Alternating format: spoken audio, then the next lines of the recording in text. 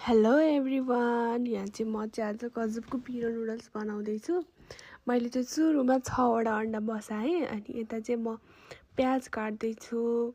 अनि प्याज काटेपछि चाहिँ मैले 2वटा टमाटर पनि काटेँ अनि थोरै क्याप्सिकम पनि काटेँ।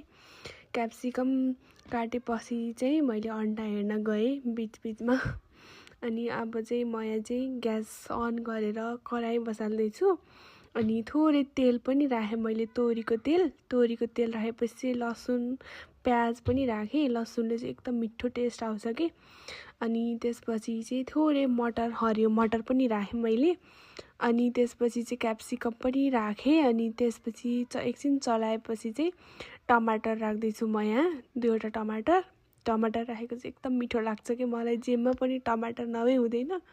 अनि एकछिन चलाएपछि चाहिँ नुन, बेसार अनि धुले मसला राखेर चाहिँ मैले चाहिँ एकछिन चलाएँ यसलाई।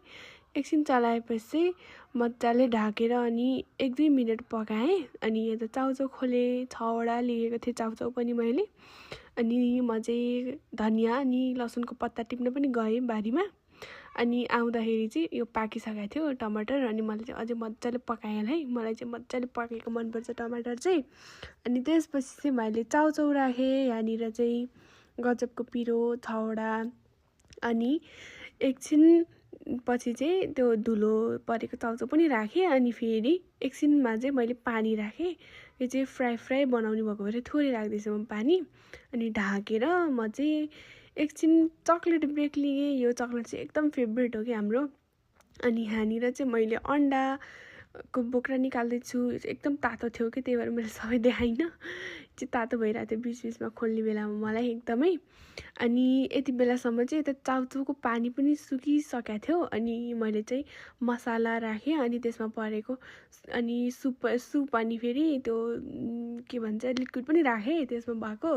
अनि त्यसपछि यसलाई मजाले चलाइदिएँ मैले चाहिँ। अनि एकछिन पछि चाहिँ फेरि धनियाँ अनि लसुनको पत्ता पनि राखेँ एकछिन चलाएपछि। अनि हाम्रो चाउचाउ रेडी भयो। अनि मैले चाहिँ अब सर्भ गर्दैछु, गरेर नि भइसकेँ। एकदम मिठो भएको थियो गाइज।